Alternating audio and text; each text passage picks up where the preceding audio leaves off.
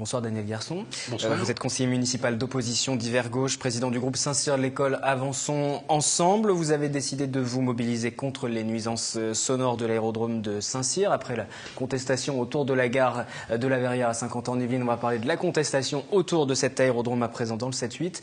Vous étiez déjà venu par le passé, notamment on a eu l'occasion d'en parler sur ce plateau. Vous n'étiez pas venu, mais on en a parlé de cette contestation. Qu'est-ce qui n'a pas changé depuis?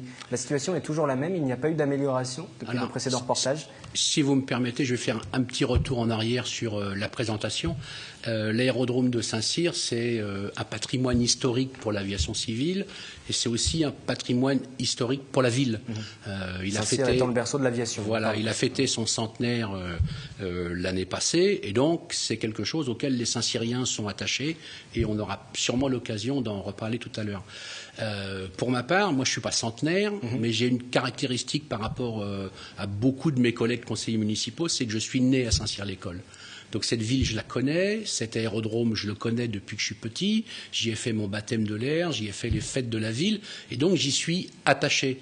Et donc la démarche que j'ai entreprise aujourd'hui, elle n'est pas tellement contre l'aérodrome, mais contre les nuisances que subissent au jour le jour les riverains. Ça c'est pour la forme, parce que forcément ça va de pair. Il y a un aérodrome, il y a des avions, il y a des hélicoptères, il y a forcément des nuisances, il faut les limiter en tout cas, c'est ce que vous dites, pas les supprimer, mais les limiter. Alors, si on reprend un petit peu l'historique de la démarche, en tant que conseiller municipal, j'étais déjà intervenu lors de conseils pour demander à monsieur le maire de prendre un certain nombre de dispositions destinées à apporter la quiétude aux alentours de l'aérodrome.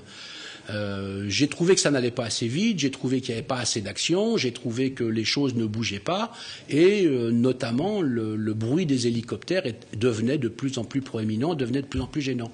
Donc en 2011, j'ai commencé à écrire en préfecture et notamment pour demander au préfet qu'ils mettent en œuvre l'application directe de la réglementation qui interdisait le survol des zones de forte densité, qui interdisait les stationnaires. Ça n'a pas été respecté. Je vous coupe, mais pour savoir ces interdictions. La dernière réponse du préfet m'informe que un certain nombre de pilotes sont aujourd'hui poursuivis pour infraction. L'activité d'école a arrêté son activité et les pilotes, eux, sont poursuivis pour avoir enfreint les règlements que visiblement tout le monde connaissait. Donc ça, c'était 2011. Et puis là, les beaux jours reviennent et j'ai pris un petit peu les devants sur le soleil, sûrement à la faveur d'une éclaircie, et j'ai écrit une lettre aux riverains. Parce que bon, je suis conseiller municipal, mais je suis pas chevalier blanc. Aller défendre quelque chose quand vous n'avez pas les principaux intéressés qui vous suivent, qui vous rejoignent, et qui conforte votre analyse, c'est pas mon genre. Donc j'ai fait une démarche, j'avais informé de l'ensemble de mes actions.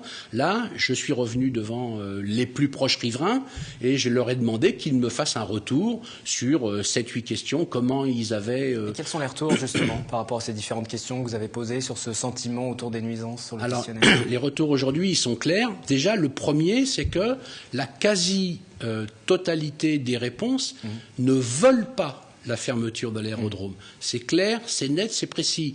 Donc, j'ai déjà assisté à des réunions publiques où Bernard Debain disait qu'il envisageait, le maire actuel, disait qu'il envisageait de fermer l'aérodrome. Que les choses soient claires, je ne suis pas du tout sur cette ligne-là. Et les riverains non plus. Par contre, les riverains sont à bout, excédés, parce que la problématique des hélicoptères subsiste. Un hélicoptère, ça fait du stationnaire pendant un quart d'heure, pendant 20 minutes. Et puis, un moment, il est sur la partie haute de l'aérodrome, il gêne une partie de Saint-Cyr. À un moment, il est sur la partie basse, il gêne le reste de Saint-Cyr. Ces riverains, justement, on va les entendre dans un instant. Nous sommes allés réaliser un micro-trottoir. Juste auparavant, une petite précision. Vous êtes conseiller municipal, vous l'avez encore redit, mais conseiller municipal dans l'opposition, d'Hiver Gauche. C'est-à-dire que vous êtes en train d'élaborer aussi un programme par rapport au municipal en ce moment, en allant voir un petit peu quelles sont les propositions, les attentes des habitants de Saint-Cyr. Clairement, on n'a pas attendu ces dernières semaines pour aller voir les habitants de Saint-Cyr. Quand on a eu un certain nombre de choses qui ne nous convenaient pas, sur le quartier de l'Épidore, la destruction d'une école, la construction à l'aide d'un partenariat public-privé, on a agi, on a informé les gens. Quand sur le quartier Gérard Philippe... Alors, je ne remets pas en cause votre implication tout au long du mandat, mais juste là, sur cette action question. À ce moment précis, est-ce que vous pensez ou non à cette campagne des municipales? Est-ce qu'il y a ça aussi dans un coin de votre tête? Est-ce que ça va permettre d'élaborer un programme? Est-ce que clairement vous serez candidat, par exemple? Je vais plagier un ancien président, ça m'arrive d'y penser en me rasant.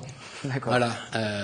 Je suis président du groupe des élus de gauche. Je suis pas membre d'un parti. C'est peut-être pas innocent, parce que la gauche, souvent, ça résonne en composantes multiples, et ils m'ont choisi, moi, pour assumer la présidence du groupe. Donc, effectivement, je travaille depuis un certain temps, depuis 1 an et demi, je fais ce qu'on appelle... peut-être à tort les ateliers d'Avançons Ensemble, et on réunit un groupe d'une 30aine de personnes sur des thématiques municipales. Si vous êtes candidat, vous serez candidat avec l'investiture du Parti socialiste?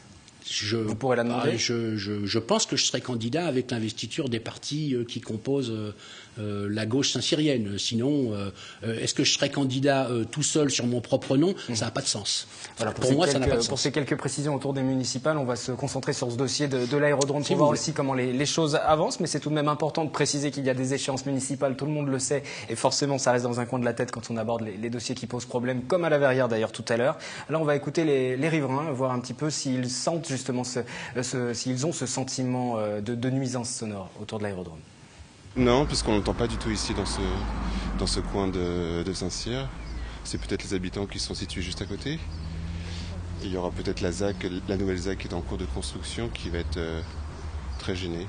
C'est vrai que des personnes se plaignent, mais je connais aussi des gens qui profitent bien des avions, et je trouverais ça dommage que l'aérodrome disparaisse en tout cas. J'entends les avions, mais c'est pas une gêne. De toute façon, on entend aussi l'autoroute, alors... Les nuisances sonores, elles sont pas plus importantes que celles des hélicoptères qui viennent sur la circulation, la surveillance un peu des routes. Quand je suis arrivé sur Saint-Cyr, moi, l'aérodrome était déjà là. Donc la nuisance existait, et je l'ai acceptée comme telle. Ceci dit, au niveau des hélicoptères, ça a considérablement amplifié ces dernières années. Ce sont les hélicoptères qui posent le plus de problèmes. Oui, vous voyez, je crois que... Alors, il n'y a peut-être pas unanimité, mais vous voyez que la majorité des gens disent, quand on est venu s'installer à Saint-Cyr, éventuellement à proximité de l'aérodrome, était là, on connaissait les nuisances. Alors, ça ne veut pas dire que... parce que le trafic, il a quand même beaucoup augmenté, donc il y a eu des chartes de bonne intelligence avec installation de silencieux.